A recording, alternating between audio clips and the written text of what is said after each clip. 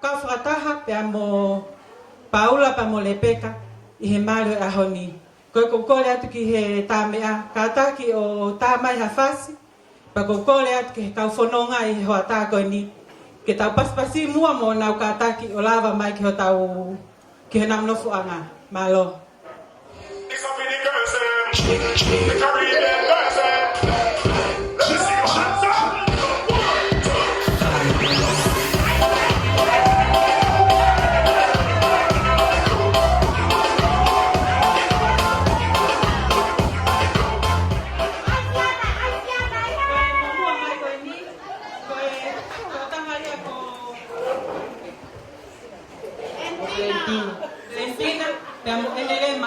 Tonga Puno kamu hak semua. Halo. Ko hoko mai ko ni, ko to ta haia ko sami moala, min masila mea babau.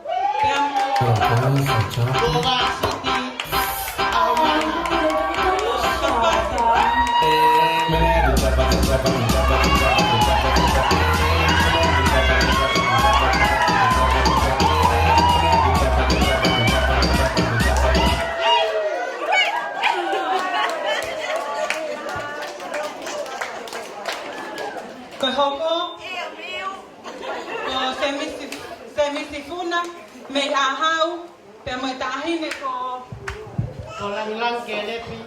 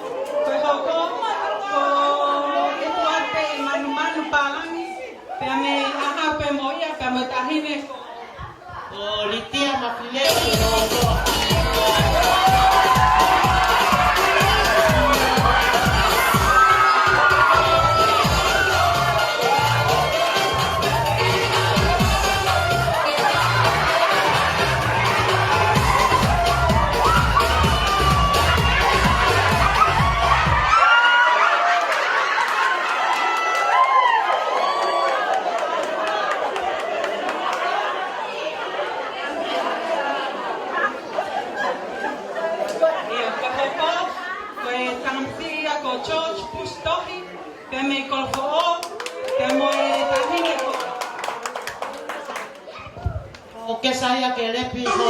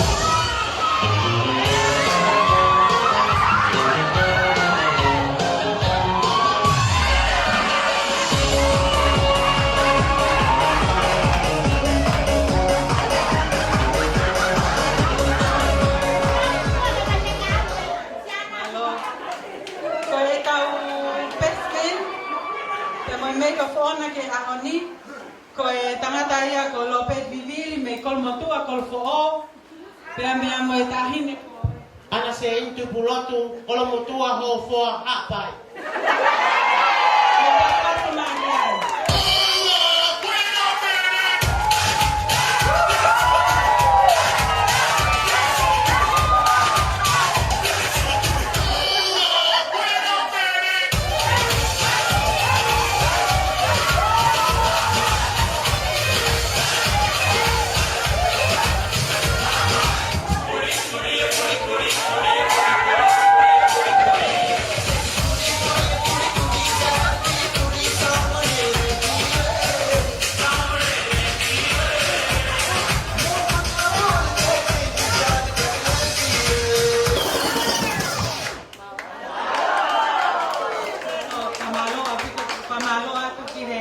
tangata mo ka pipine kononga i he whatani. Kaya ke taitai lewa ki he tau ke whatani. Ayong mea mari e whatani. Kokole a peke tau ki tupe paspasi mua. A Paula Kamoto, a Paula Lepeka Kamoto me aha.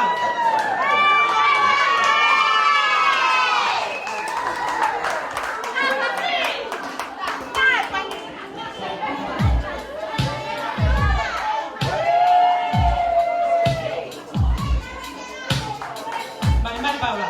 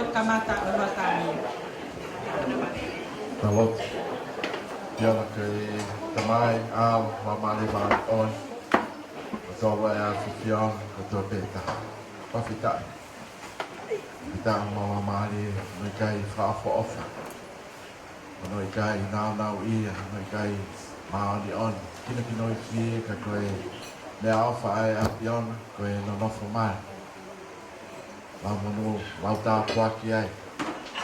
Ai matatai Liku'alofa ya mai a siponei mo Hawaii Kamoto e mo e wala para Tongatapu e matai ki fai fikau le kita e o evangelio fai fikau pe me aseleri malomo Paula Lepeka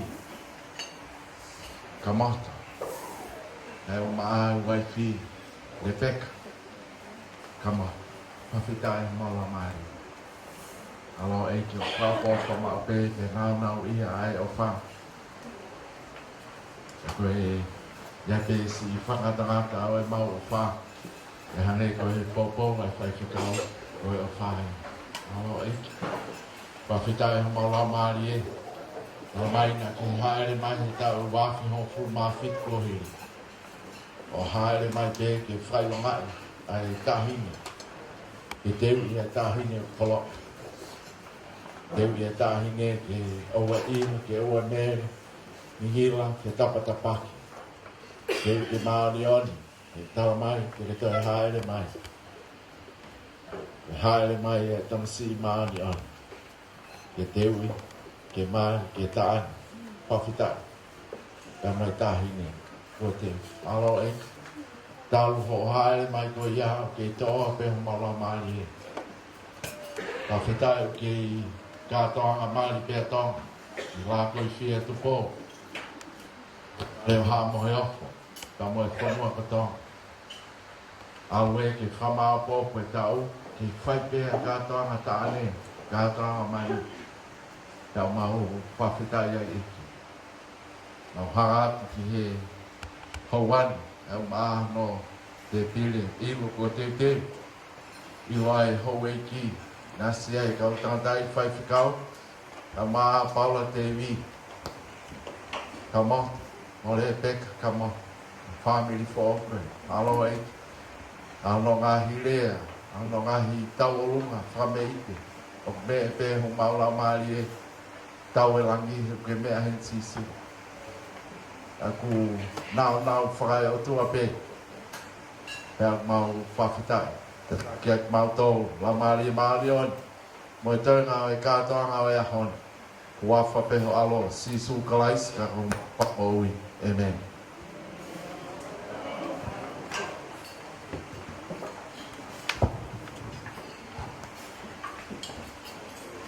Pamalo ki he tapai kau I he lotu tapo kamata me tapo kina o e watani. Ko tui ko e te pileia ko ata pea hoko atu ai mau ai tau mau ke tokoni e watani ko mau e ai te ko fai e pule pa me kau mau e o e feitu o e matatahini ka e whakahoko mai lewa a e tau poloka ama. Ko lea ki hongo family e mau pe ngahi lea pe mo e ngahi taurunga mo ngahi katongia a honi pe whakahoko mai. Ka e koukore heni ko lea talitali o e tau katoanga I hoatani o koukore ki a Kamoto ke kataki o whakahoko atu halea talitali o e hoatani pe tau hoko atu ai pe ka e hoko atu ai tau te pile ilo. Malo.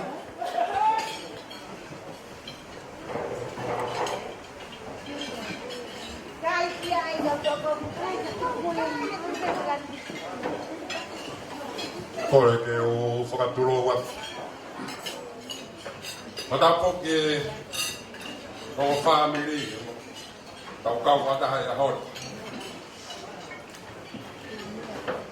Ka kore ke o whangate ngai tala whakatapo toa pe o tautoa a whaki I he poto koini. Ka e ata mo e whakahauka patongia o kounau ki ai I he hoa koini. Ko kounau ke whai e rea taritari e rea whini. Na koi au ki ai e sia la I he motuani I he taritari e rea I ki motori. Si ponei ngā mai ka rea ki tāma pa skau. Ke me tanga o me amari. Ya tega te kontoro ko toa pe o tau lo nuku I matata I Liku'alofa. Ke fia mo tuani ke tai te ki montoro. Tau kau pata I hono maalari. Ka toanga o tau fia e ahoi. O wakai atu pe ke ngai te pire mo kokonga fie fia ma. Oia. Ma koe hoa pe nia o fie fia. Oia. Fie fia pe au. O e ko lava hana whakama. O komi nā rite. O whahau koe Paula, Paula Lepeka. I Saion. Tau lava mai ki hene. O e ko hoa. Mako mea kokoni. Kātoa te fia la. Koe te fia la. Ia te koe Lepeka ka mai family. Me kāi o toa te. I tari ko me fia a koe. O ai lola ia. Ai. Kono maa lai. Kātoa ma mai a koe. Ta koe koa maa lola heke te koto. Te voke ko Tari e koe Lepeka. I o waka lele, ka te tahi a Paula, te hoko ko kusi pāriki o ka ana. Pako e hon, o kau a Paula e lau, te lau ke kau. Koe ko whamalo la hea tu te, koe tātana me ia koe. Napata a hon, o ngāwea ke Kamoto. Kei whai atu. Wa, e pāna ngāwea. Oi ai. Ke fia hei ni tari reiki mo toto toa pe. Tau kau pataha o koa koe. Koe ki mea ke taha ko ki lāne atua I Paula. Malo. Lepeka. Keila Paula. Mo he ata. Tawa tonga pe mo I ko he aho. Ina kala tu pe hanga pilo a Paula. Nai ai ha'aho. Kua mua he pēha Paula he a ko whakaongongo he mea tokoni ke mo ma. Ko a pēha wai ke mea tokoni ma ko ia. Tu pēha Paula ke mo. Ko pepe tai a ai. A pēha Paula ai. Ko singa tala pēti ki kilo. Ai tūra. Ko mo uta ia Paula. Doi nai ha'aho. Ko ke a hofaru. Ta hofaru hata ma. Ta ke noho whakau ki ai te aonu whai ati. Tātā no kia Paula, whātu whātu whā. Moia mo kia rā ki kai kai e koe, e roto whātu whasi. Whātu koe. Whakātoa e whāhae e te whitu. Kai kai te kia kātoa ki moko. Kau whātai ko whālai. Kātoa whāmai. Tā monua, te kotoa pe. Amara ke tātau, ka me kurisai. O tawa ke mo ma, o Christmas ke fia. E ke tau ko, kono uia mo Tongatapu e ki. Kua pa. Hello.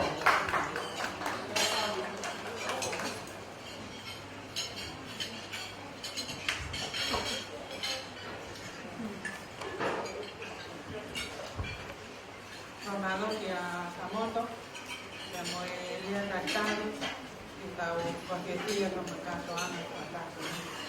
Ko kore peke tau mohopo tai pe ai tau pol kalama ko DJ yo biheni pe ka baha mai tau na fasi. Pa ko kore mo te lea ai tafaaki tamai a Lepeka ko ni maupe ya hopa te batiai osi pe ko ya ya hopa te lea ai family tamai ta Paula. Ka hoko osi pe ko ia ko mau e tau ngā tau o lunga ka mai ka tau ia pea ka ataki o whakahoko mai ke pe tau hoko tai pe ati he watai ko tui koe ko haa watai ke tau whasisi ko e hange ko lea koe a Kamoto ko e hange koe ke lea ka Paula na hange pe ka ikai ka whakasetai pe tau ke whakasetai pe a te mātou e whakasetai I he ko loa o e mai o e hoa tāko e ni. Pea tako poto pea Paula he mani mali, mo e fie lelei, mo e taoru mo e le mea. Tako e ko arhoko e ko e fie mali ka mau hela ia he whaalea ki ai. Ko ia e le peka tau maha whaamini, kai ke tuko tau fie fia I hoa tāko e ni, ka kokolea ki ngahi lea. Ka tāke whahoko mai pe, ka tāke pe mata whasi I hoa he fia. Ai katoa na hota ko ni ko kole ma ke tama haki fasi ko kole atu family ni lea ai tamai ta mo family tamai ai ka kita hoko ya malo atu hello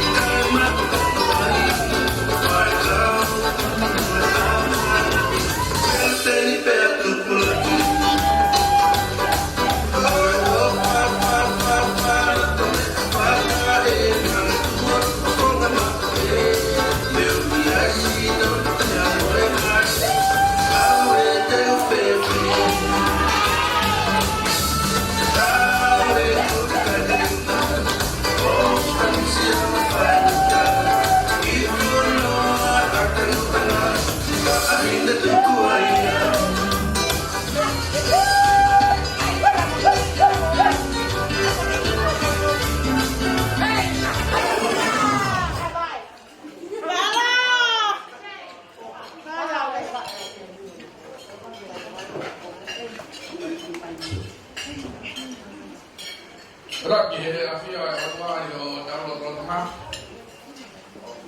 Whakawaki e whanau ko mana e whapuna hoi. Whakawaki pare matapue. Taura ina e nau ko mawhai a hoi ko halot. Whakawaki he o namai kumari e a hoi ni. Whakawaki he o mehe kanga. E o family whakatau os. He whoki ki he kāinga oka mo e o kaunga mea. E o mātua māri o e ahpeni. Rangata hei a teo whai ki tua kai tā mōka wheka māre meni. Ke o whai haki rea whapukwai atu. Ai family tamai. E tā hei kore peka. Le leo koe na urere me au koe tama whakauri au ki te family kae are peka e kulau he whatongia au e ahu koe ni o kolau koe koloa te moe tāpuaki ai e ki kone whai mai mo ui e ahu koe ni koe ni motua au whahu haa motua ko si au whinau nau whahu whinau koe tuku anga, koe kukui, uluaki, kolowai, po'ui, siliseni fua motu e hostea. Ja koe kui heni he ahoni, koe whai whikau au whauwhoa, koe taini koe peka e mihi siasu e silena ka kai tonga musira, aina e siasia i hare peka, ja moe neo mātua o hono ki family. Te kake he whai a rea koe ni, Tomu a whai ki viki ki he otua maaf. Ki he whakatau lama. E pia moe ne tau aro pa me tahi kāre ni. Koe ei ki pia mea patoa. Leo na hange. E kai e iai ha. Malu ao e taha. Koe whunonga anga. E pe tau au sia e a koe ni. Moni au pita pito e loto are pe ai hea hon. Wao no huse pani ti kau tawa mou hoi fua. Ya mo whakamoni here ana tongi osi. Na tau pe na mo ena. Kai koe mea mahawina na ha. Ke he pe ke moa he pongpongi. Waki kumi ki asi hova. Ke to kumi ki he kulomo. Tongatapu. Koe pere pea kai. Kapau te uhanga o wha me hui koe haka no hinga e mari. Ue utau, e tano pe mo le tari, e ano hinga, e foi lea mani. Ue pe uhinga aku, ue ai pe uhinga e kau tufunga lea. Ue ai pe uhinga e kau taura eiki. Ue ai pe uhinga e ngā mātu a, kau tau leke le kā. Ue ai pe uhinga, e kau uhinga koe a haku ke hen. Koe haa e mari e pe hui koe, e haa uhinga mari. Pero tari kai koe ka whataha. Koe mari koe ka whataha. E uhinga ki au, koe ka whataha, koe inasi i he mea kotoa pe whakamari. I api, i ha wheitu upe, i he whekau aki, moe o mātua oe api, pāpena inasi ai i he mea kotoa pe. Mo dolo maheni pe moe, Ranga whare, whakatonga motu a. Koe whare tonga katoa pe, o kuiai ahono ngahi hingoa, o iaranga whare katoa pe. Whare aho koe niuta u, iai ahono koe o matua mari. Koe mō tēni epa koe, sai sia koe aho koe ni. A koe whare tonga, mo ni koe ai tonga na fua poto ka bia no po e ono loto e dai mi koe na te ki ai te hake mai fora kalaka de ko economica ni he fonua na ia be be nga ai tonga ke la nga ki ai fare fora tonga e tau fa mo ni ko to be ki ai ke la nga fare ai tonga Ukei ia ngā hea ngā whare, ukei tu o mau rota, mo tōtai wau ki he ahoni, i he ngāhi whare rotu, i he ngāhi whare whakawhamiri, e mo e ngāhi whare ako, o i tō ngā ukei tu i he ahoni. I he whare ka tō pe kula lawa aki, a kawha whakatonga, pe i longa pe tu whunga, poto taha, mo le mōre a pe ki haa tu whunga rea. Kau taura e ki, ka hawa pe mua hoki whakawai wai, i he aha koe ni. O kuilonga tangata tufunga poto taha hilanga whare whangatonga. Ka whire mai kawha koe ki helanga whare. O ku whi ke oua na toi motu e whi e fo kawha. Te ka whai atu pe ku motu e kawha. Lere pe whakataka o whi pe he fo kawha tatau pe. Te koe fo kawha pe koe na kamata aki. Ono la lama e whare la lama.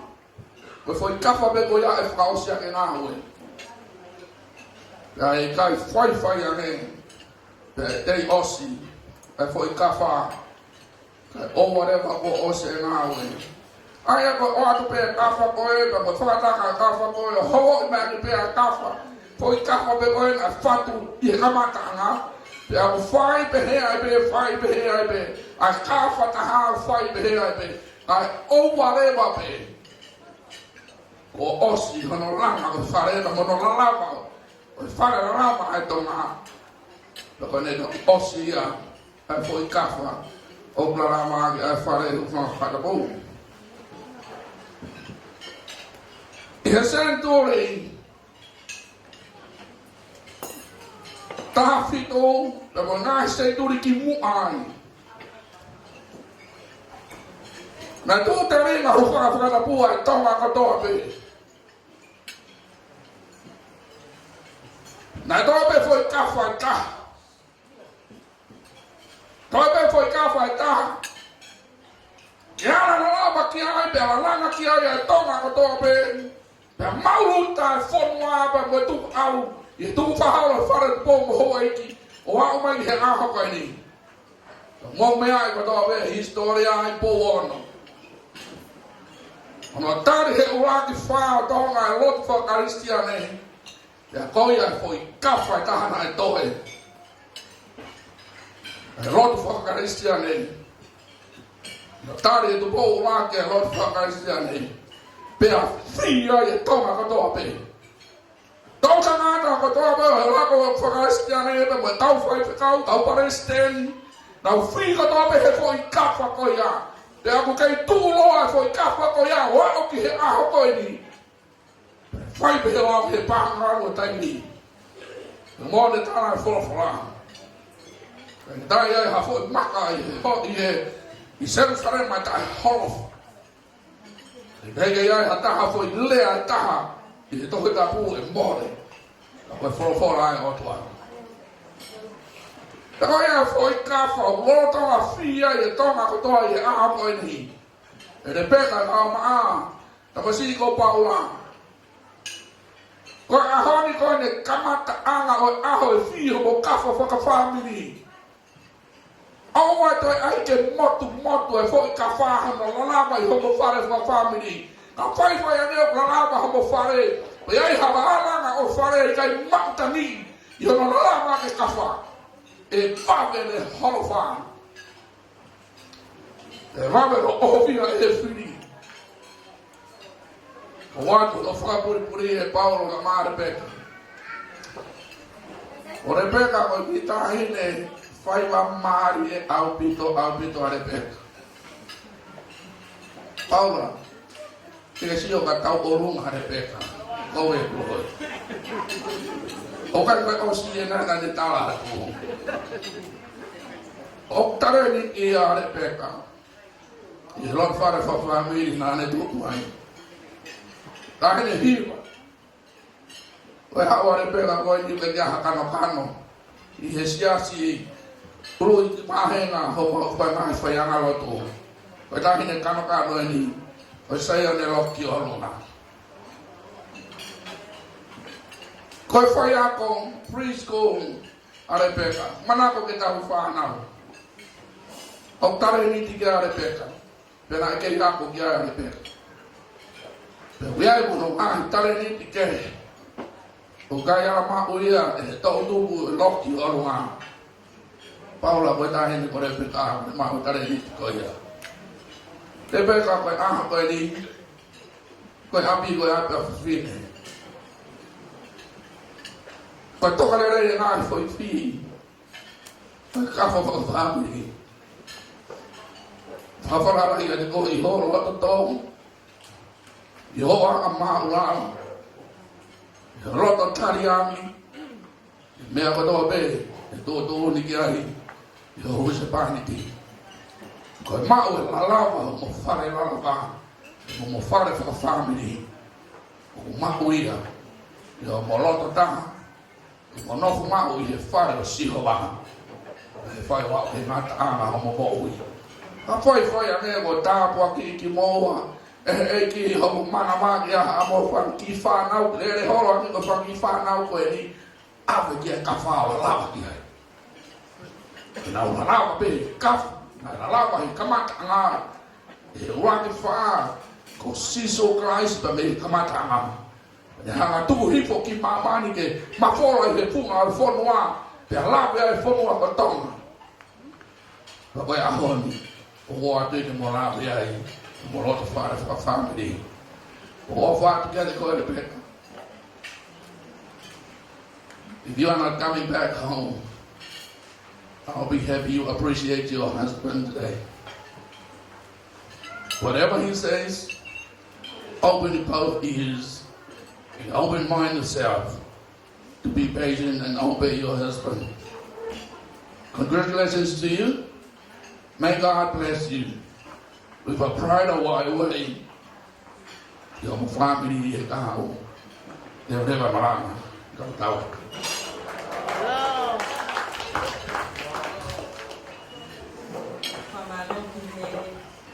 Lea ai Paula Lepeka, Fanyasa kita tol ihe hota kami malo lea lea mali. Pagkutui o inasi lo ua pe lo familia Lepeka ka ma familia Paula. Ihe tapuaki o mohanga fatataha na familia iyo tako ini. O osma familia Lepeka me disira. Osma mo fo mo motor ko to pe ki a hauni ta ha wai ki matata he ko ini. Osma mo familia o Paula kakimua tahin ko siponei pe pehe ki fai fe ka au ko ini atariai. Ka uma a sao si tohi mo mautol ka to ko pe na tol ko to ko me kolo he omi ke na wi lo ka na ko nga a hau omi ka to pe me a hau a ko ni pa ko ti ka fa se ta ka fi fi ko to pe a ko ko le tu mo a ki he lea ai tamai a Paula ke ta ho ko tu ki ai pa ko ko le ki familia le pe ka ke te ma ta ki familia te fica lo ki ha tani ospeni kata hopa kia tau fikia peko hapenga I o wau singa fa e mo na tol ko to pe ta hopo atwa pe hotan malo abu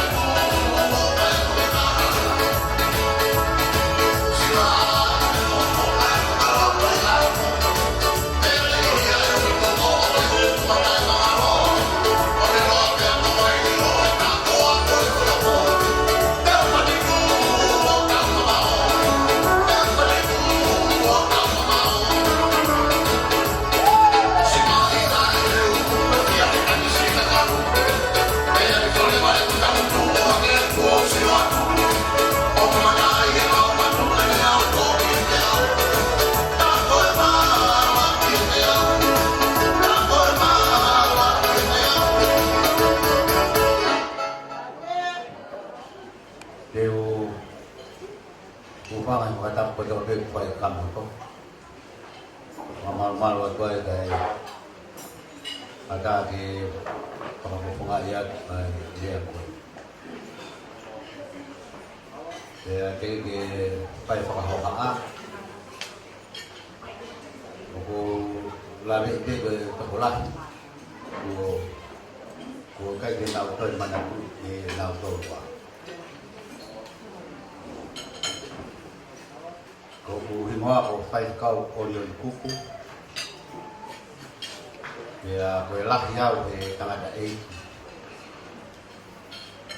a Paula.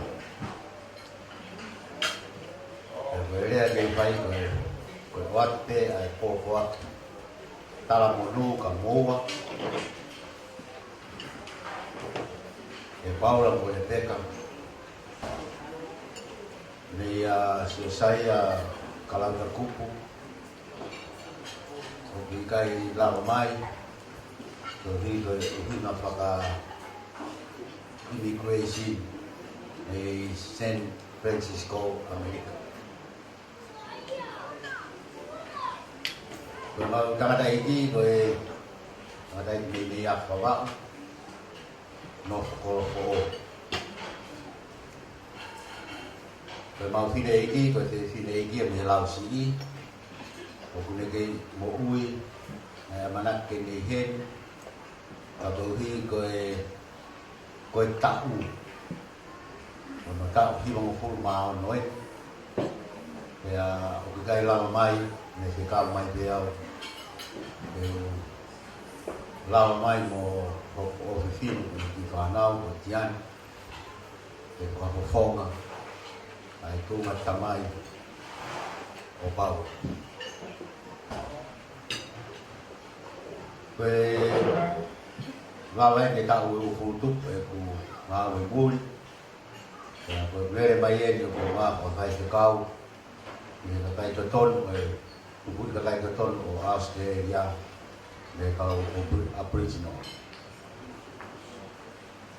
ya la mai a he bin aqui cái chúng ta mai tổ hợp với từ lâu mai của mai nhiều một cái màu tô trong ngày mai ở bao ô màu cà thôi mua đi lại tại America thì cuối đây của phía kia không thì của la về rồi Tengah dari pada kau tarik kita emang yo tatak wow mama motor tak kau mai kau upaya kau siap tu tak pada pada aku lo dia kita lok moya dia tariai tak ayah sama tamai kau apa o prefine ka Tangata e mau Tangata e le mo i kau ko o hen ko i kau ka mau lava mai ko ko na mai o pau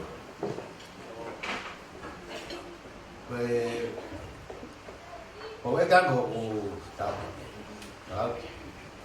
hai le ti pau fai que lote foro e mau de kau apo o ke e mau fonga mo fonga ko ata ya tala mai au ko tala monu kana ve que te Lepeka o pehe o kuke monu ki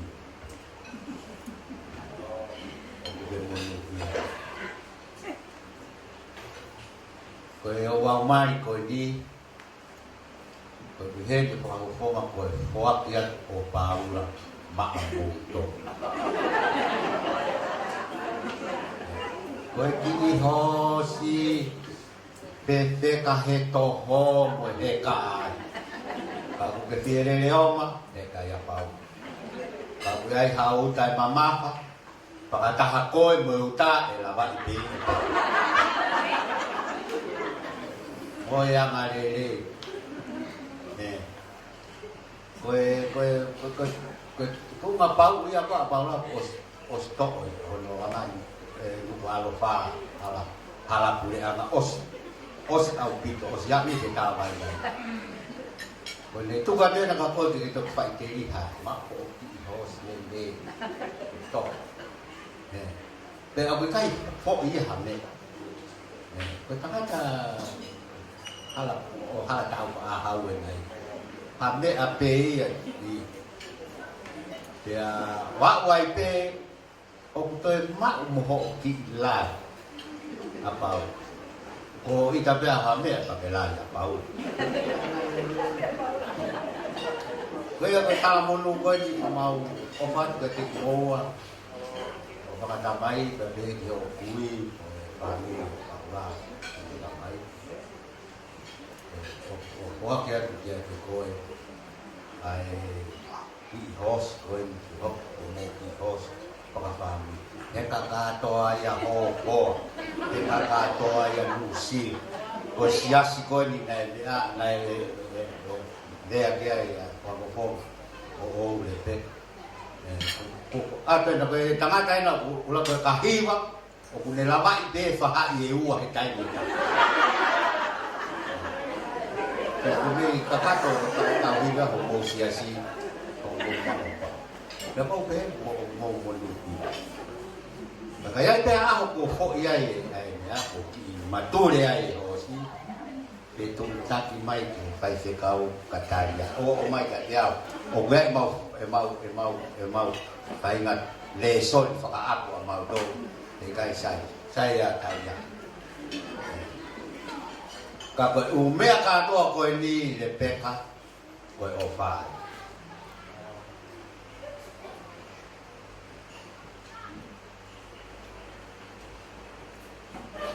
pau pe ia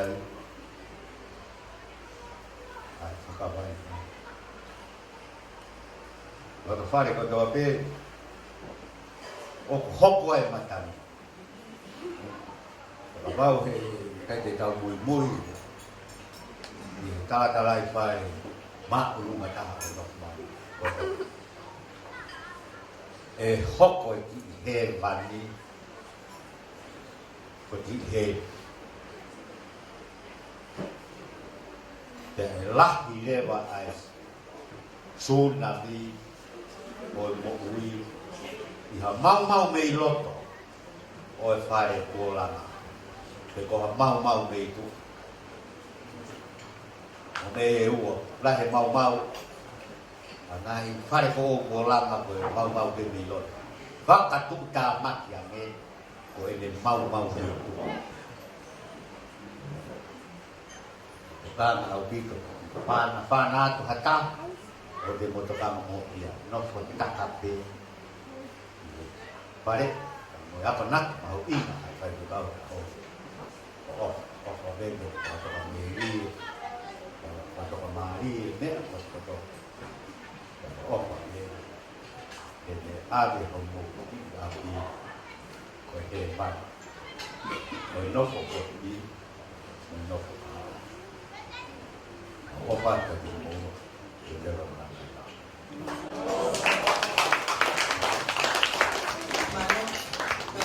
Malo ki he whawhekau o le kupu i he whawhonga lea o whakatamai a Paula ko mon family e ahoni. Ka koutui Paula ke monungia whai mari he ahoni o pihene whawhekau ka ko kakato a ahoni. Ko kore tu kore mai ai ngai whae ke tau hoka mua ke heo wau e ke te mga heo wau ko ni wani ko nga ka ata ai elia tau olonga ko ia ko kole atu ki he tame aka ta mai pe ki fasi pa ko kole ke o family nga fae ke mo lava mai mua whakakato angi heo wau e ke ta mo kole ke o me mari ke na kata ki hiko ke whakakato e tofi nga ke ta mo nga heo wau ko ia ko kole ke na fae Frau Fiofi mai kata.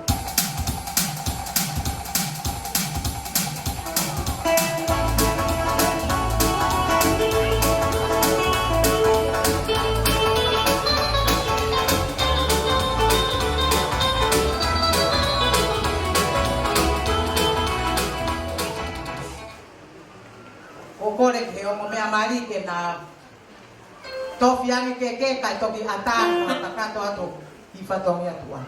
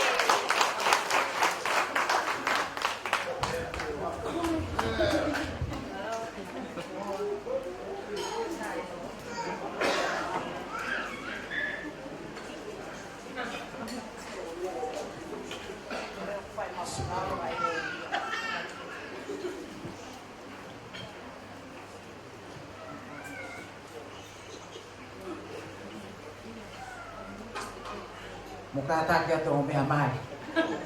No fo anga kai fa ka to atsi. Ma lo pa. O mi pas pasi mai e.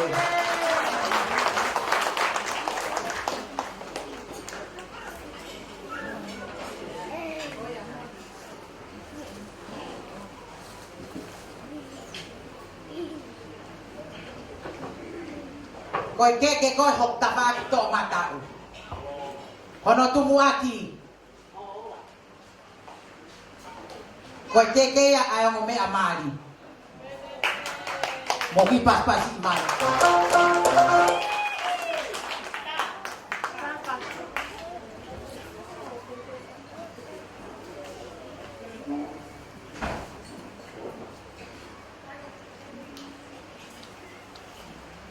Katak mai ki cerita ima ki fo.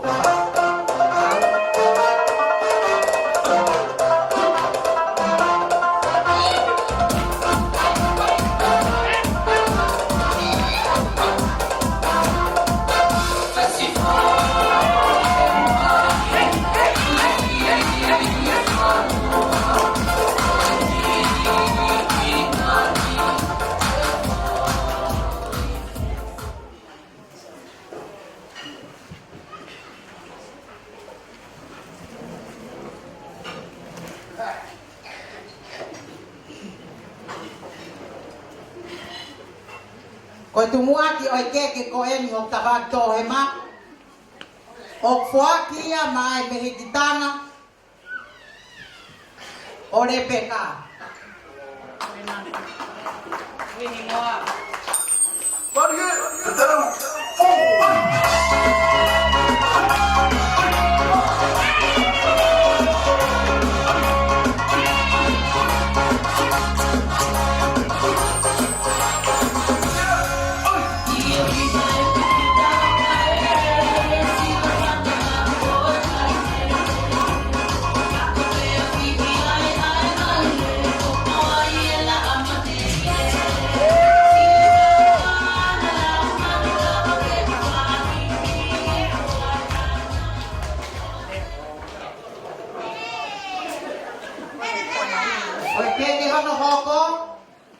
Fuaki ya hen mai fai fe kau mono ki kolo kato.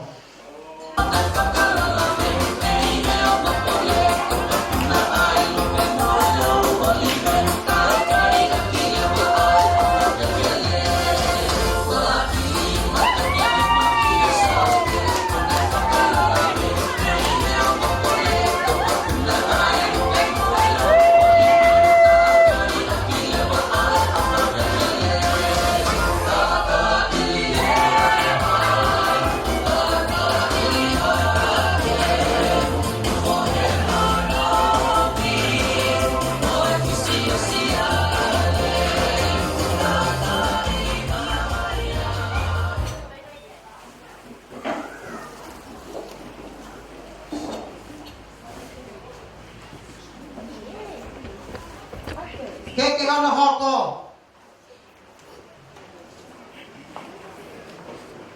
Pokfuakia mai meitanga tae a Lepeka. Popeau. Tata, si.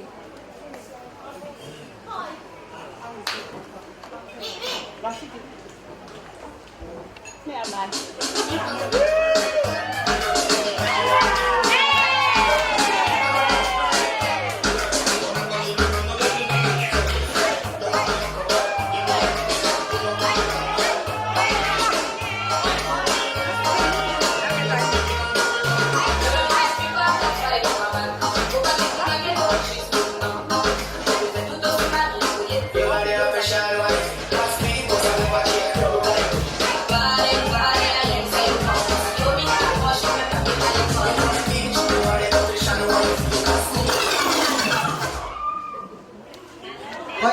Kau hokot kiai Pokfuakia mai meitanga Paula.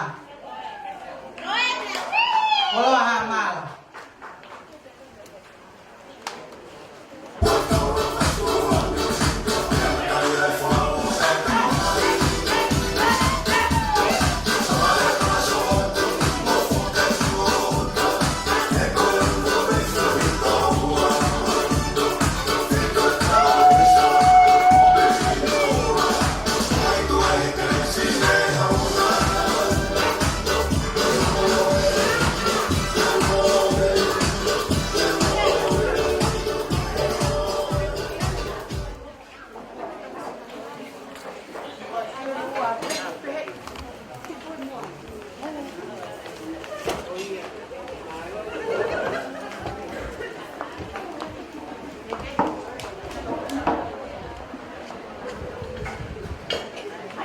Bola mai keke. Tau hokot ki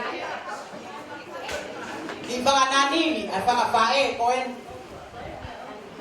Ya ko di mohenga mole ni ole peka. Oku iai ai fala hongo fulu.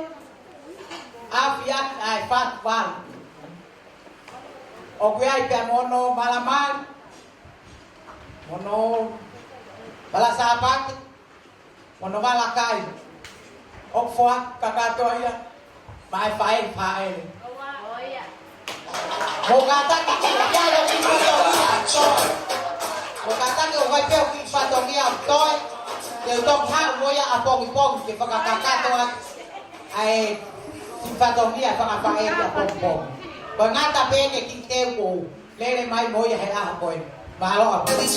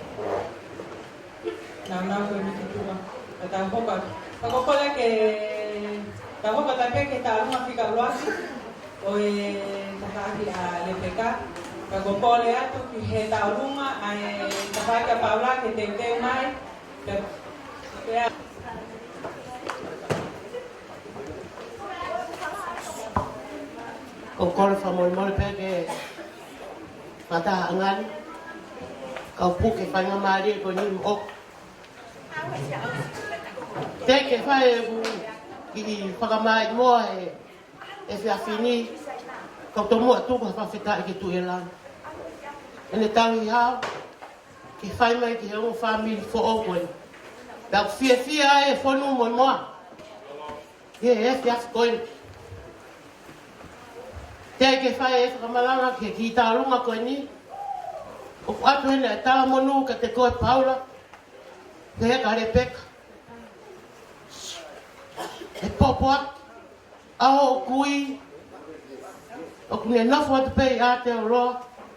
Kai tuku mai peho nolo tō. E aho koe. Pa kou atu hene e kol whamole ke he hao whangani. E kuanga se. E ki whakameite ki moko puna koe. Ka inga a hao. Mo mea mai peke tu a te whine koe. Ko whangaka sin kātoa pe a Lepeka.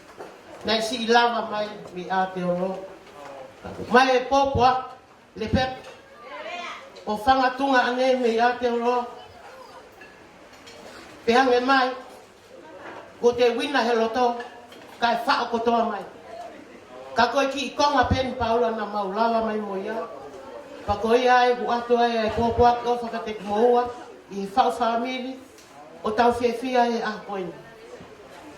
Ko e tahine whakawhiawhia ni o Lepeka, o Kunetu, o whai ki whakameite koe ni. Ko e tek e tahine tālunga, pangata hawhe, Lepeka mo Paula, kake a mea ma. Ko e o whaape, o kumau, neongo si I, kai lava pe ai ke mahu ai ki toi ma ke mo pong ai e hoko atu le vai malanga kai tau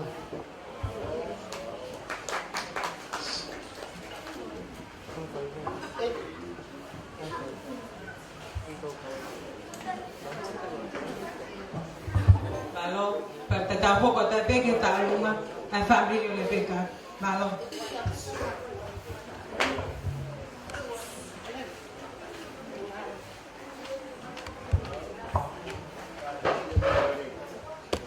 Mole ngalo ki meta. Ko tuanga ta hine ta lunga ko family e mau fae o fua ke dia moto.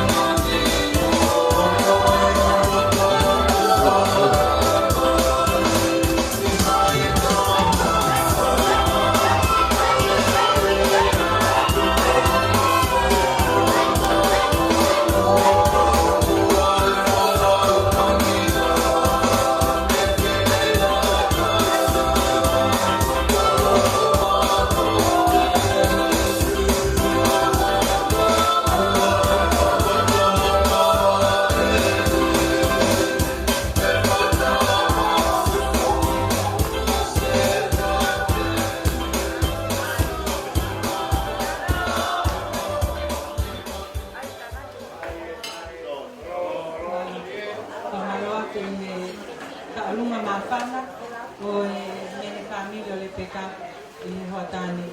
Ka tai pe ka tau hoka tai ki whatongia koe ni pa mola ko kai ke ta'amia he tō tahani ke hoka. Ka koukoli mua ki he first man o e Mari a honi. Ke ne lawa mai mua pai haki toast pe mo haki tala monu ma ai o me amali i hoatani. Koe koukoli ki a no peti te vivivi ke ka taki o lava mai o ka hoka te ki whatongia koe ia.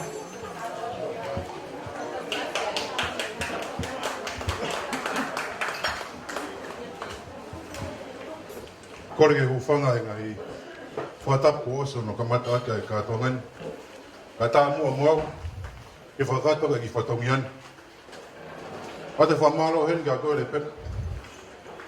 Ho ofa toko ko Paula. Koe tau le maututupu ake mau tolu. Koe tangata ngā rerei. Koe talo mo fua. Koe whata mai ki, koe kalasi atu. Koe mea te pua Paula. Ko ne ofa family. Ko ilo whapapau, e hoko atu e Paula e ngahi Tonga koe ni. Kai riunga ia o lahi, e no whahoko ki ho family, he mau family. Pe ange mai nei ke mo e tau kui a Paula TV. I ka uno whawhiawhia e o a hopau. Tala monu waki a mo he whau family ko whai. Whatawangi le whai tāpakina mo he o tua mafu mawhi. Ladies and gentlemen, I would like to acknowledge both sides of the family. You've done a wonderful job, and also the bridesmaids as well. On that note, I would like to propose a toast to the bride and groom. Please charge your glasses.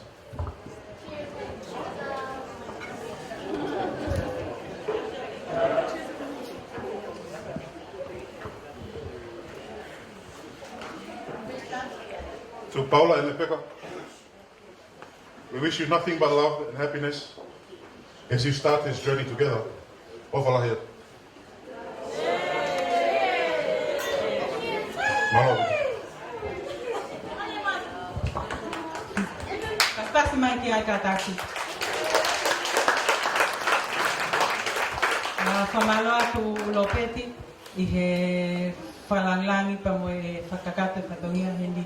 Wai ahoni, ko tātol koe i whaleni koe kui a lopeti, koe tangata e ko Paula TV me kolofo o. Koe ne whae, koe whae koe a Paula, koe lahi taha ea i he whanau o kia e tamai a mere Kamoto mua kuna tolu. Aia ku pako Paula TV Kamoto i he ahoni, koe whakahingoa ia he kui a lopeti. Pang mau whiawhia, i he lava maa lopeti, whalanglangi, ai mari a Paula i he hoa tā koe ni. Malo tau te paspas ki ai. Ko tainga mali e koe ni, hoko mai me he tā mea. Ke he kataki mai mua e ngomea mali, kataki pe Paula Lepeka. Ka mulava mai ki he dancing floor ki he, ke whailewa tau ki first waltz. Pe koe first dance. Kataki hoko te ngahi ta olunga whakawhiawhia, e ahoni. Koia kataki hakalewa Paula. Pai mo tu.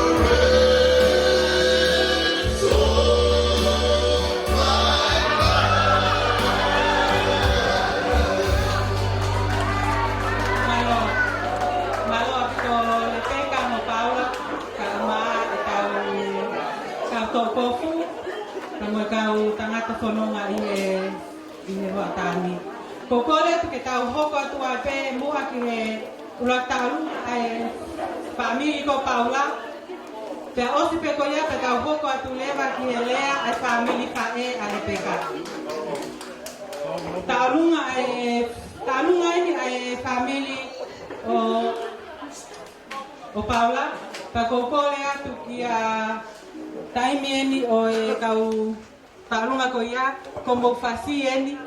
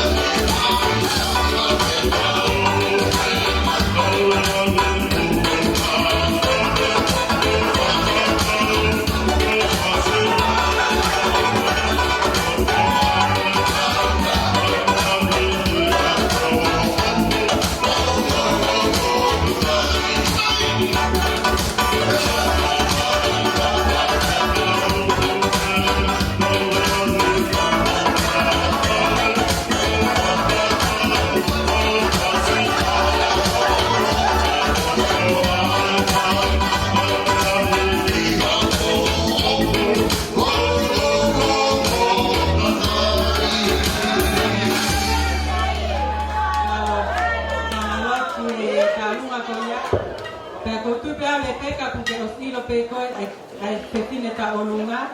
Mahalo ne te ke ko Paula pe mo Amelia ko ke hana wila lele e family.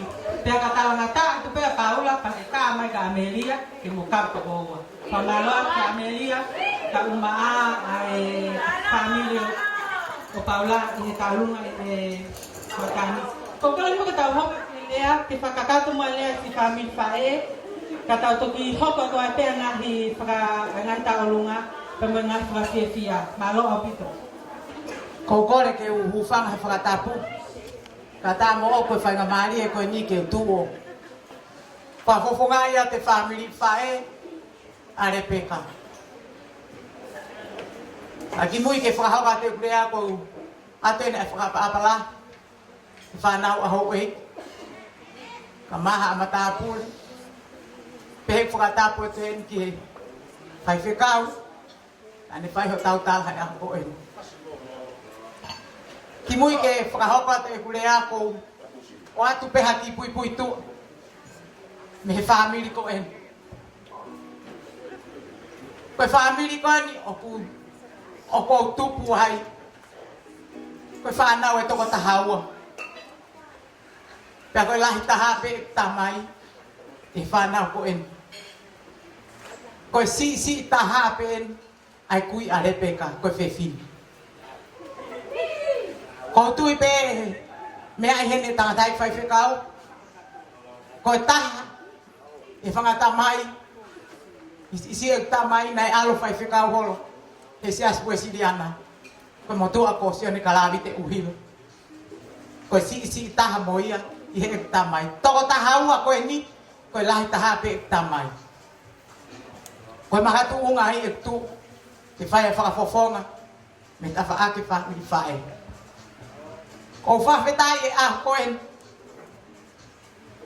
koe tu o tongia, ai la kanga koen. Whakahoko mai pe ko tau te te pire me tu ai pe taha mafu, ke tu o whae e rea he ah koen.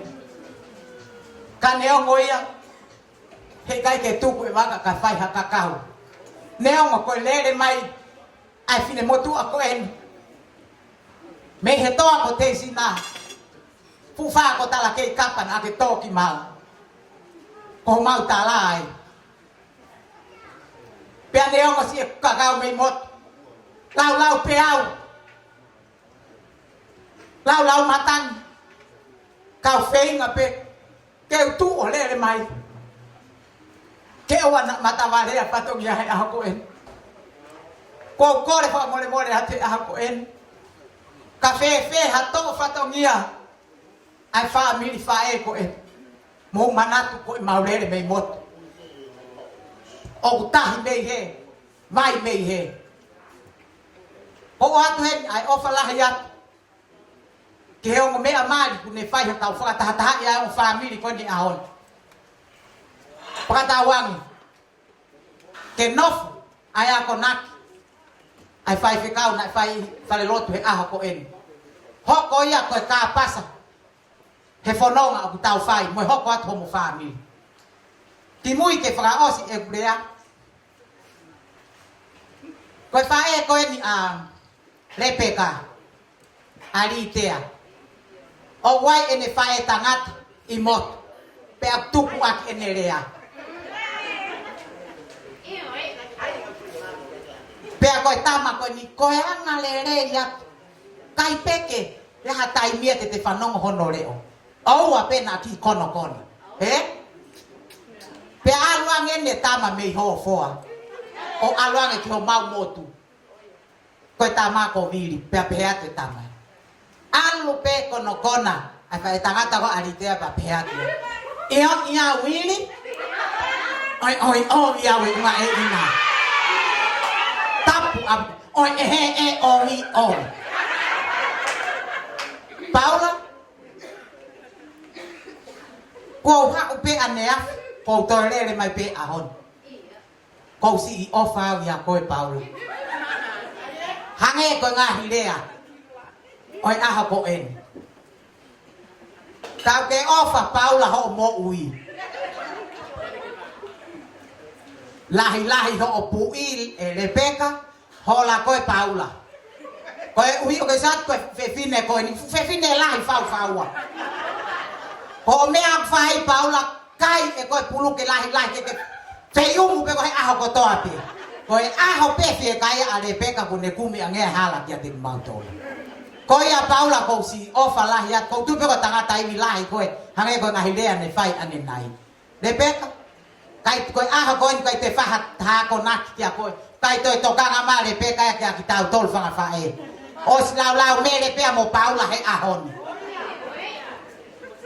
koe ya ko o fala hiat ke si o family ko to ape family o Paula family o Lepeka me ho fo aku mo la mai a koe kai ke mau hare a feu ngai ya me he fine motu a koe mo ilo ko si e lere me mot koe os pe koe ni ko to lere au hupe mo kata ko au te toksi ha faka kakata faka au si mai o ki fatongia ma Lepeka ki mu ape au fo ki mot tu au fat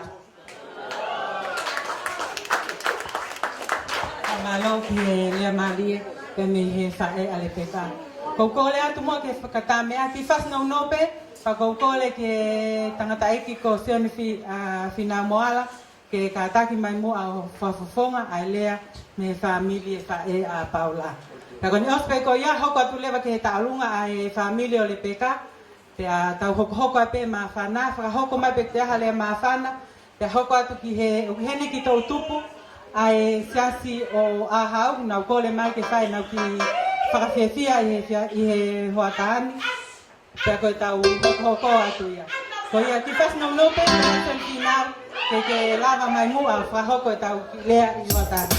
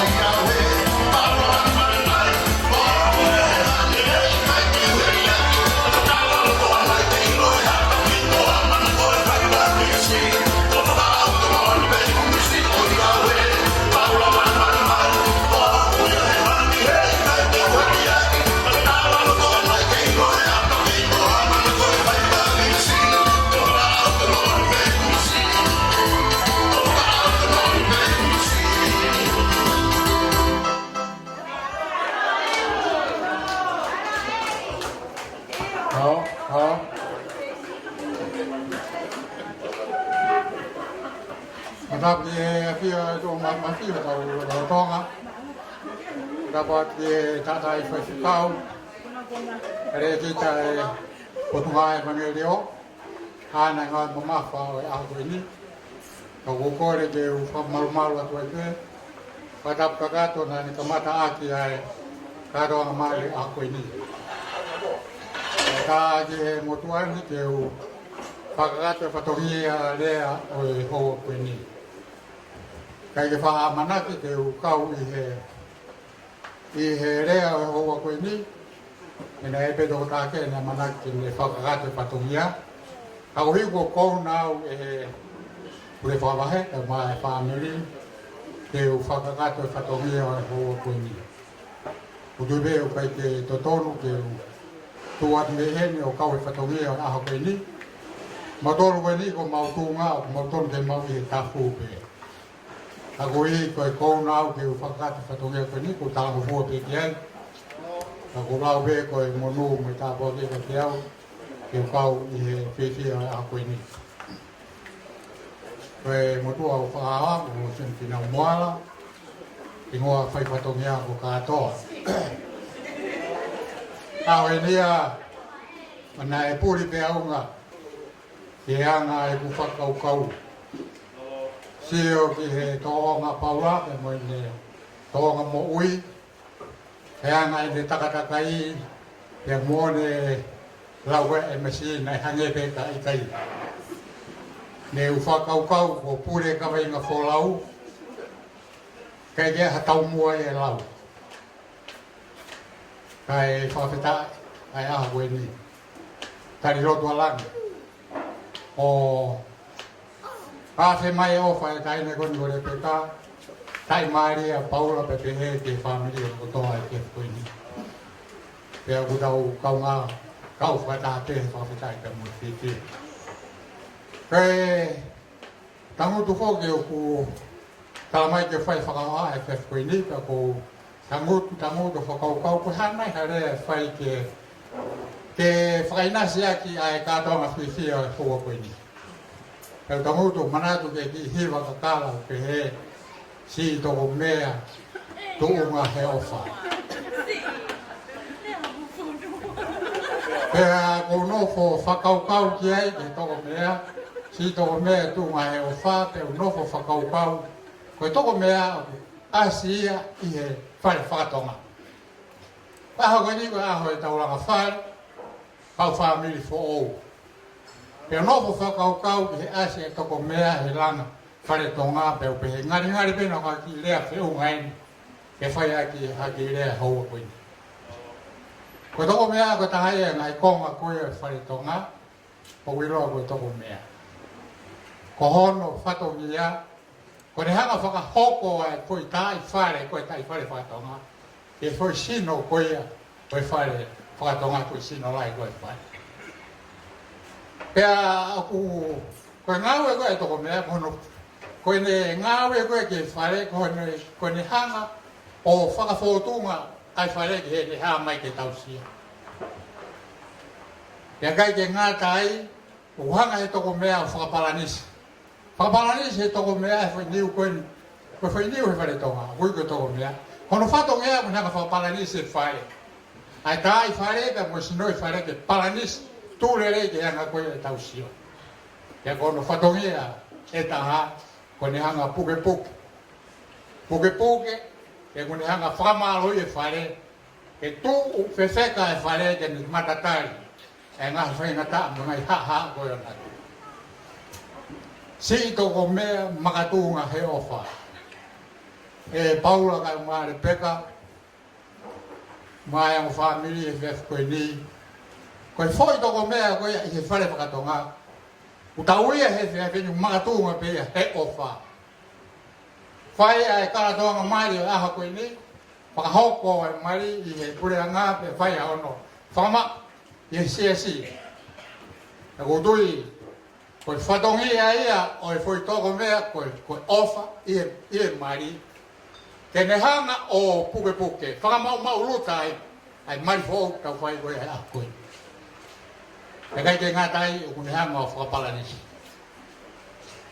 Iai ha mea mo ki whetoke ke he haki ai o kuhanga he o whakapalanisi. Ke o mai ki moa ho mo whai ke he ke atu unga o palanisi whai ai whiwhi maria. E kai ke ngā tai uhanga e he fo i toko mea pe koe ofa koe ni. O kuhai hai aki ai mari. O whakafuo a hau mo moui. Ha e o whae whotunga koe mari maa ni one a koe ni. O kore hanga whakafotunga mai ho mo nofo. Ki he society, ki he siasi, ki he family. Koe o mātua ki moa. Koe o mātua nofo mari lele. E tau hongoi, o kino i fie, a homo nofo mari. Whakao fo, Te mamata atu yei, ai takai te moe kolo pe mo sias. Nau manu meri ia, i whauwha miri fōku mo whai. Koia, kai ka harea whiunga ia i he hoa koe ni o kuai o whātu. Whātu ki he o whamiri. Whamiri koe o Kamoto, kai maa, lava mai a Orioni. Me he kolo hau. Me te kau whaiwhakau, tariai ka maa whaiwhakau. Ora whatongia mawhai a koe ni. Kau kau ngā whiwhia. Ne hange koe lau nei. Langi na ta iloa sona whaipet whaito. Ka whakata. Whakata i ko hui koe hoko mai a koe ni. Whai ānau meri o hange koe kawinga whulau. Ai siasi i he whai tau koe ni. Koe whai tau e ānau meri. Koe whakatua meri e he te tau e hoteri. Koe e koe o whātu pe moe whatawangai. Ke tau maa wa Christmas vi fia. Tau whau manu i a toa whatu. Pamalo atu ki a sen final, i he lea whawhawhonga o he familio ta e a Paula i he watani. Kokore ke tau hoko tai pe mua, ke ta lunga whikaua ai familio Lepeka, konu na was mau mai, pe mau mai whasi. Koutui ko osi he tau ngahi lea lalahi me ngahi famili he watani, tuku ke he ange, ka gai halea mawhana pe kataki o whahoko mai. Kata hoko atu ki he talunga ai famili o Lepeka. Hoko mai ai pe mo tau tupu a hau. Pe kone hili pe ko ia, pe kakake to ia ha whahoko mai ha to talunga mo ha ulea. Pe to ki kole ki tangata e ki whaiwhekau na ne whakahoko ai Mario e ahoni. Ki hea whaiwhekau whalimata apulelom. Ke kataki pe kake to ki tupu ha tapuat whakaos. Wa whiohi angani i he lawa i ngai ta olunga. Malo au hiki.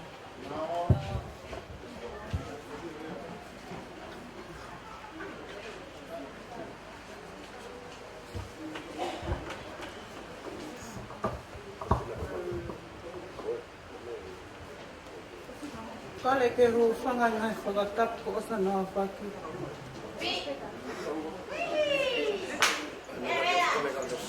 Ka tā mo ke whakawhawhonga ia tu e whangatoko ua Lepeka. Pehe ke ne whangatunga ane. Mene tunga ane taha ke ke silawa mai minu sila. Lepeka. Ke kita lunga koe ni, ke ta lunga e lesa mo siliva. Pehe whakawela vina. O ke kia ma mea mau. Ke ki sila masiva pe, ke panga tahafe. Pak ata ke matau lunga, e pokwata la monu ke tek moa e family for all.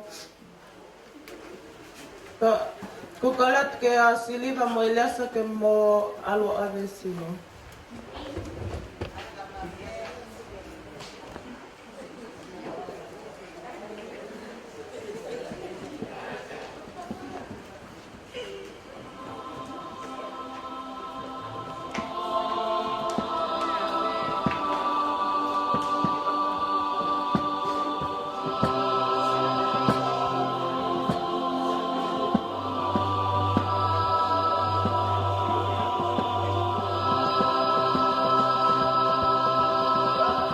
Lepeka, thank you for all that you have done for your brothers and sisters. We have no words to express how much you mean to us. We just hope that your day today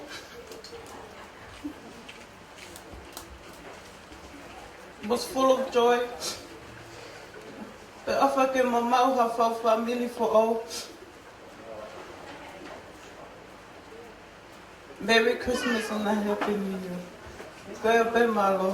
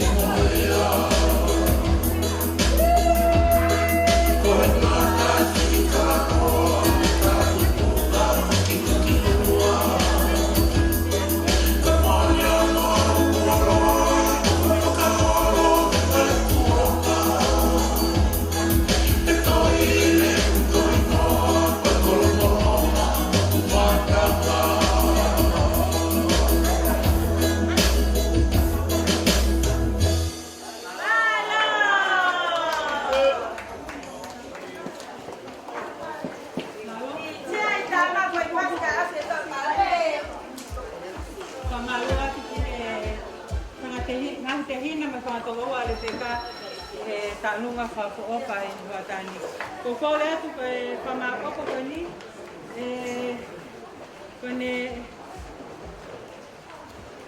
hata peni pia katake ai yuko a hau o whahoko homo ngahi whaiva pia osi ko ia pia tau toki hoko atu ai. Ai tau kol ke he tau tupu a hau ke katake o whaia ki whaiva. Whawhiawhia ma ka whakaha mai mo Paula mo Lepeka i he mari o ahani.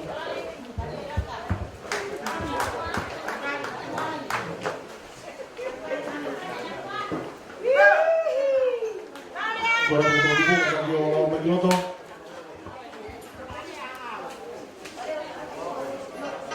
Kora ke o whanga whakatapu tō pēk, ko a whaki he hawhamani, ka tā bua ke whakakata atu a whanongia koeni.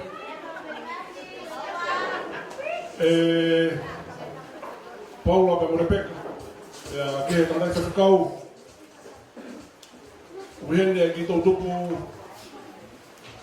Tongatapu, Moimoi, sa Susiana tautai na Tonga ahau, ke whakahau kato nau ki whatongia, koe nau tatau ki a Paula.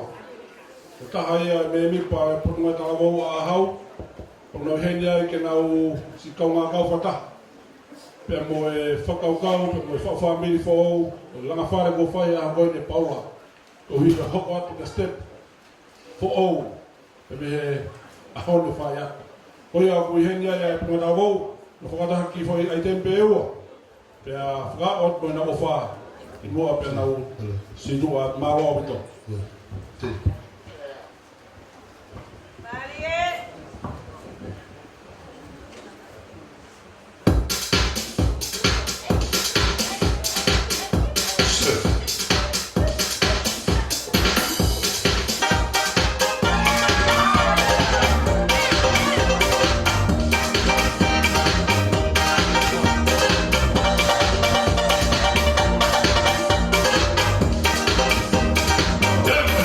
Boom!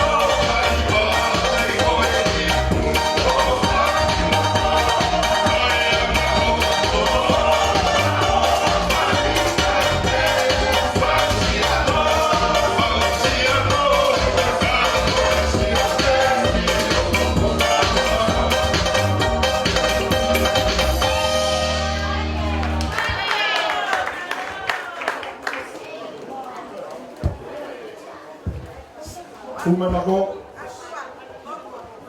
Babe. Ese.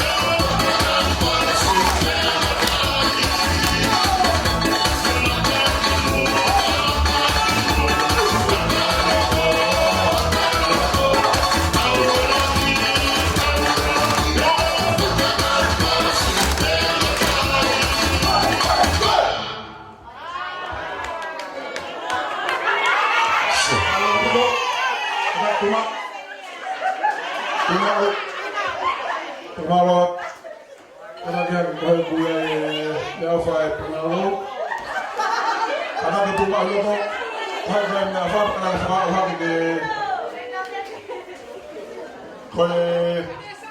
Paula going in the offering Tongatapu. And when I was on here, I'm going. To look for a fire go fight and fuck out cow. See the day I'm now far. Kapwa tu ya fata mo mauloto maofa. Kai na ke bumea, te fefkao. Paula ko tahaya ko o tu malo te hu ya siasi. Fefia Tongatapu ke na tatawa ka te koe. O i ke fram mo fakauka o fai hoan. Fakakoloa ke siasi, fakakoloa ke family, fakakoloa ke fonua. Tawa no sihoa. Ke framal malwa, ke fapulpul ko pe mo hoa. I kaha o fonua ko fai bi kai mi dalita. Koia pe ma ofola ha ka koe. Te teu. No. Katoa to.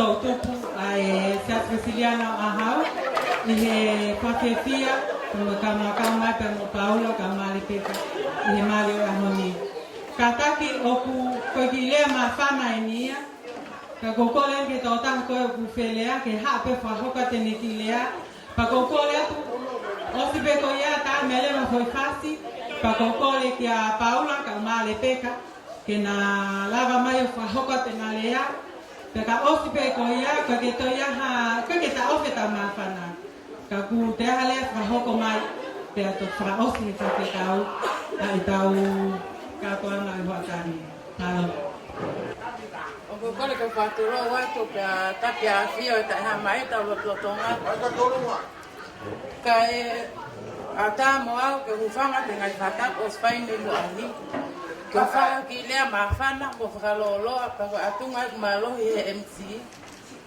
o ko tu ata he ibu ani he ahoni o ku ta fa feta ko to pe ke o to mafi de ta wi ha fai matau tolu no kotoa I he koatan o tau fe matakia I ka ngata he familia Lepeka pe ho ke familia Paula ko hingoa ko Amelia taufa ko kulele mai me Tonga hapai ko fine ki ko tohu ia o blahia ya mereka moto fae a Paula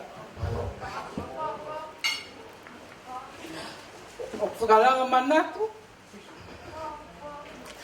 ahon hena hoko be Paula ko si ya la taha pe aganesi hoko pen hafoka pe au pena si taha pe Paula ya mautol la henga we fa ya Paula ya fola uia kana no fa Paula ya ki mautol kapeta o maututuk fakata hakia o ku wa fia Paula ahoni e pokfo o ko au sia ho moui pe a neonga mamasiva mau feinga pe le taha ho aho he ahon mo fa more ko ke ko he fa ko Lepeka neonga pe fe pe hangaton pe kai kana ulota pe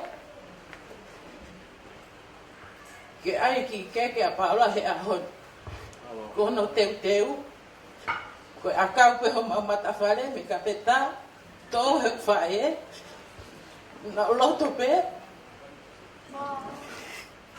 que teu ya que a Paula he ahon que ya pe hani kau mai he ahon ko ni o ko ilo ka papau o fia mai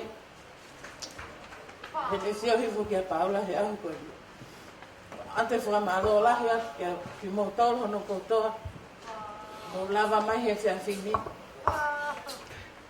Lepeka que os ilo pego que capahia pego no au ata kapeta que alang que tá no está no Liku'alofa pega ya peha au ya go le ita ta mega moto que cange go he pasi que kapeta tá no está vai woski ko Paula ahon que lava mapen hafoka ko fra hoko ma no ofa ono ki o fefine ko liana na fra ampe que na wiheni he ahon ko fra hoko ma pe na ofa mai mo vai hola mo midise me usilo na fra am ko to ape que na ka fra ta mo ko ta fa feta ko lo peti ni mo George Bush o na iheni que fra fia ho ahoni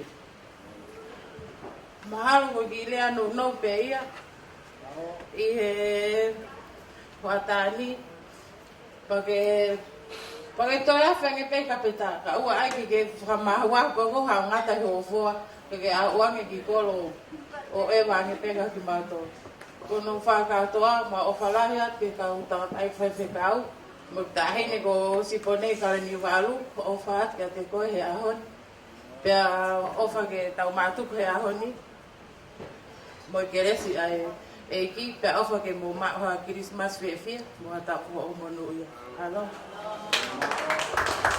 Kamaloa ki le mafana Amelia ko ki fakakato ne ke kakato ne famatala ko na to ia pe America moto pe na ta pe na tunga ane ko takles ko mo ki fo haeni na muy ya Paula pe na o mi America ke vale ko mau fakala o ka ki to ko la ho mau family ko fa fika ko ai ko fa ko to ko ni ko fa nau o mau to ni ma pe ai fa nau ko ni amele mo me ai ko ke mau to la Lepeka ko fu ha wa he a honi ko ka wa tu pe a ko tu pe o ma o ke ha ko fa kala ke te ma to I ka ke ngata ai ka we he ni pa mo mau fa to la si fa tangata ko apayata ka ma no pangatehina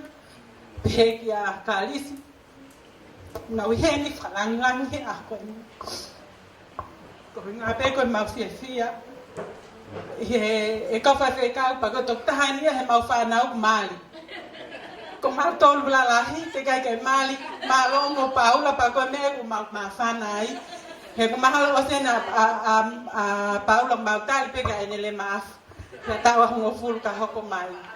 Ka ko atu moe whakamalo la ki he famili ai ngahi ai whae tangata Amerika moto ma lo o pite si whakahiki hiki ka moe ka whakataha mai mo ngere. I kai ke ngata ai ka koe si whanau si Kamoto ka umaan whangatu whaafine unawi heni he hoa taani. Ko whaambe ke mention motolu he hoa taani.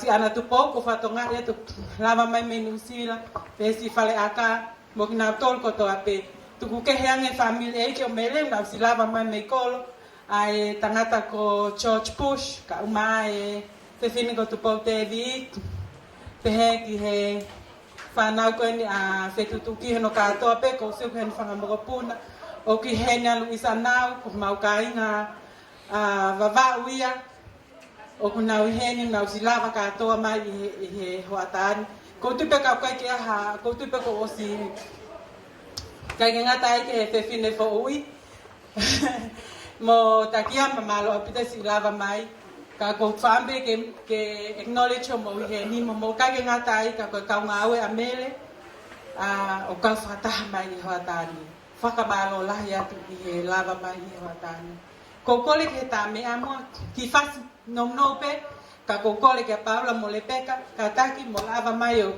whaiha mo ki lea I hoatani ka osi pe ko ia kokole leva ki he tangata I whaiwhekau ke whakakakato ai tau polkalama I hoatani malo opi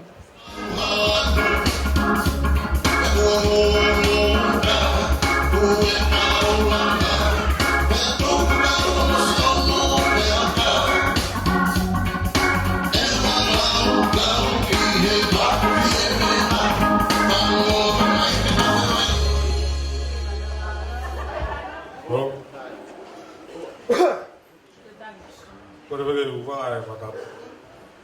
E whata ki lea. Pe kia mea I wha lea e. Whamalo atu pe. Whamalo pe ke kau wese kau wena. Ukunga I tamai pe a. Whamalo atu te koko kia ti motoro katoa. Famili ko oku. Pe ke famili o Lepeka. Kalau tahu tanda mau faham, ke faham mau os. Aku faham aku itu semadak membutuhkan lah ni. Waktu faham malu, lama mai, jadi faham pasif aku ni saya tu. Faham malu fikir ni kau tak tahu ni.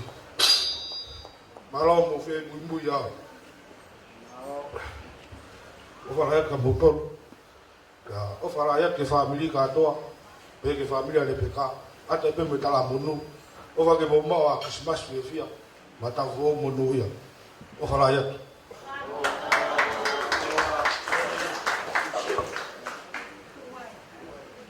Kole ben ko kufana kata persona pagi kai ata mo ka ka mali ko ini ke ke whai atua ia whamalo ka te kimoutolu. Ka ki mua ia, ko tō matu ka whawhetai whamalo ki atua. I he ofa mane tauhi, ko ne whanai ke tau ngahi mo ui, o tau au sia e ahu ko eni. O ka atua na whamalo, i ngā whaipekau ko mo lava mai, e aho ko eni. Ka mo tuku tahini. Ka mo lava mai ke ki nari masikiwa ko eni. Kai kia halea whiunga, ke whakahonga e aki, aho mo kau mai, e aho ko eni. O aka nea whakamalo, ke meitanga, iho mui whalau mai mino sila. Ka ngā ke aho ko eni. Iho mui mai, iho ta mai, Neo pe ke hen ka kato family.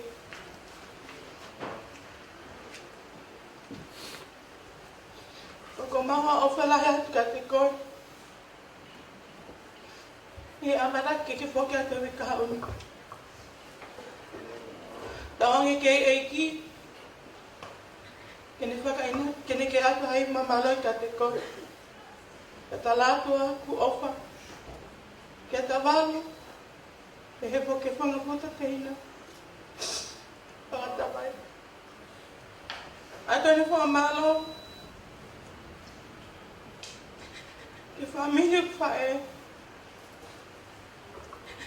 I hoa mui mai, hoa mui mai. I whae. Peke mo lau e mama pai whea. Ko mo.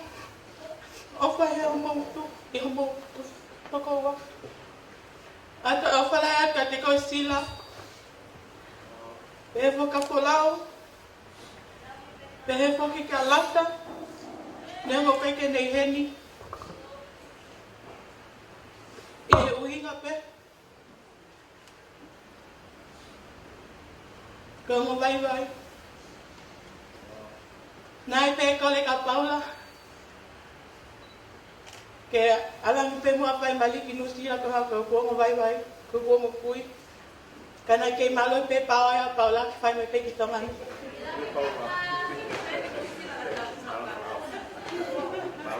Kana yo moya.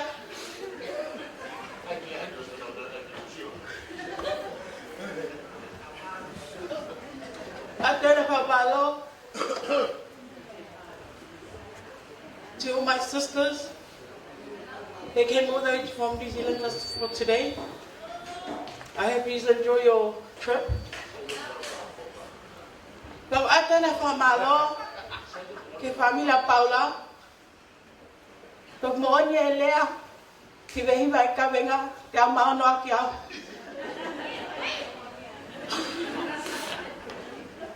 But other than that, o ata falai ka te motolo no kotoa. E ho mo kau mai a ko eni. Tawa le peke eiki.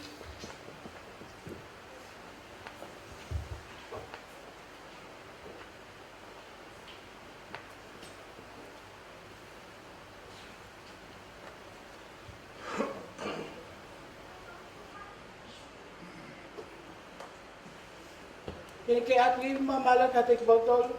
Momo ngai fatongi ako to pe fai. Leve malang ka tawa.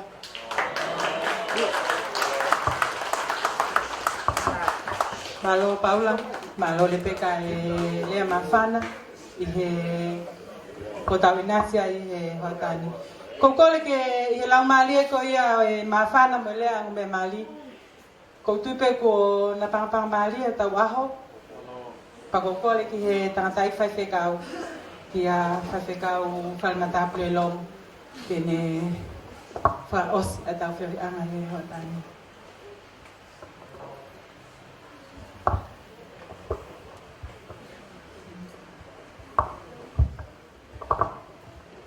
O tapu ke a whio o tua ta haa mai. O na kātoanga hon. Ka whia wao whia e tahinen. Ka uma o mea mali. Family fo o koen. Mo ki tau tolu hono kotoa. Alo whai a o tua. Alo mali ana tula. Tau te fito. Ia tau ngahi no loto. O weai ae ku whakamalo la. Ia whaiwhekau a Paula. O ki gai tene mea hen. Maa e whou kawa. Koe au ona ae whatongia mamafa koe. Pea kone Moimoi mai ae whatongia. Ge motuani. Nā ne kore mai e lolo Tonga e ma i he Orita. O mimoa orion. Koe taukete whakawhaiwhikau ia o ki mautoro. Pe koe tokon pule si adou dai, pe au darangi. Mea pe koe hen. Pe koe ki mautoro ni. Ka inga pe ki mautoro ia pau. Pe koe ia o kui ai ai whamaro lahi ke tūlolo mai e whaiwhikau. Ka matai pe maki koe ni.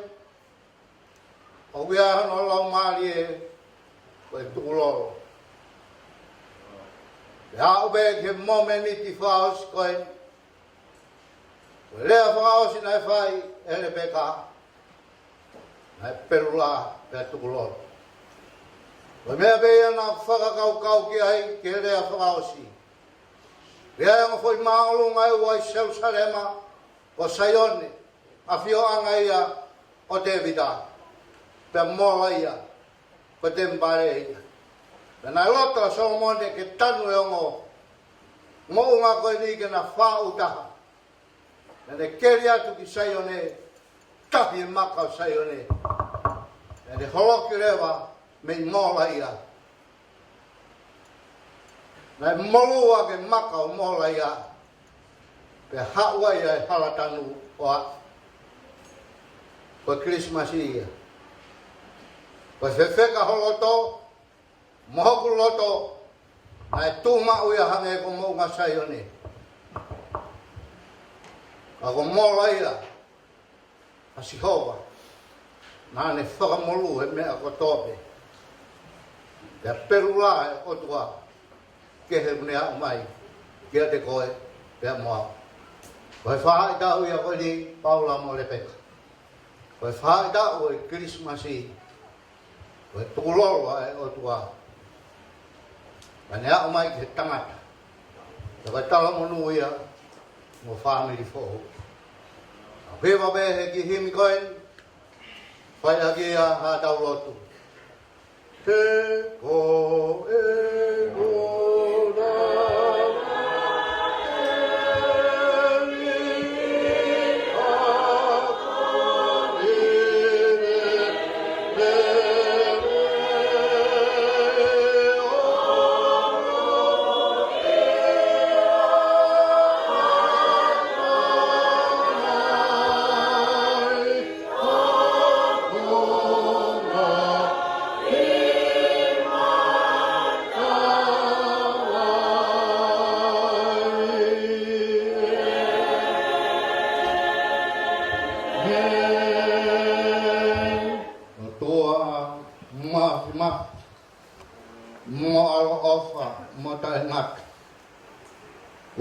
Whina ngaro ofa ke whakatape mai e manu me ho awhio anga ki he whau whamiri fo o koe. Paula te vi kai ma Lepeka Kamoto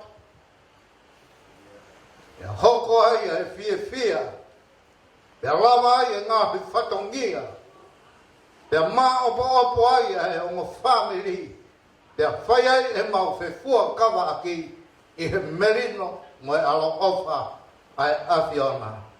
Tawange ki he laumari e Christmasi ke lotoi i ki whamiri koe. Te hange koe whamiri tapu o iai ai whetuku lolo aki mo e merino.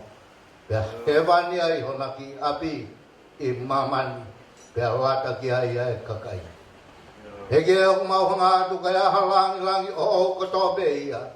Hege ai ai whakawhetai mo e whakamaro ki ho awhio. Koe matawai o relei kotope ke whai tāpu e kina aki ai whamiri. Ko mau whau he ahoni. Kai taki e ho awhio. Hawe ki mau tolu ke mau ngā whei tō tāu taha. I nau tolu me he o tu murina. Kai aha nau whoki atu. Te mo i kresi ai bea e ho awhio. Tau te whito. Paula Lepeka Kamoto, my family for own.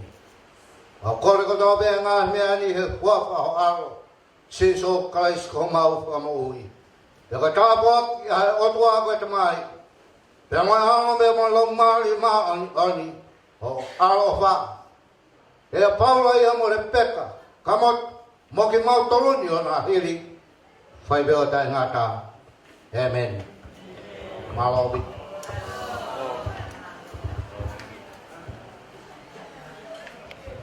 Malo fafika ako tui me ko e tu pemba fafika ko ata ki fa malo makehe kata to gitu meta nga hino fuanga ko nga ko fa fa na male ho taimi pa ko tui ko me pena pa ke pehe ke iheni ke fa ho ko mali a Paula mo Lepeka pe ko fa malo atu tu ko taimi mo tali ai kole taimi no pe fa ho ko kante ko e ka ko tui o ko fonta ko aki ai ferianga i holava mai. Ko e ngatana e ta polkalama, ko e he ta mea ta te ngai fafi hoka te mawhana, ka e ata mai ka panaka i whawhi ka uia, ko ki ka tolko toa ke ni, ke hoko ate kono ngahi e.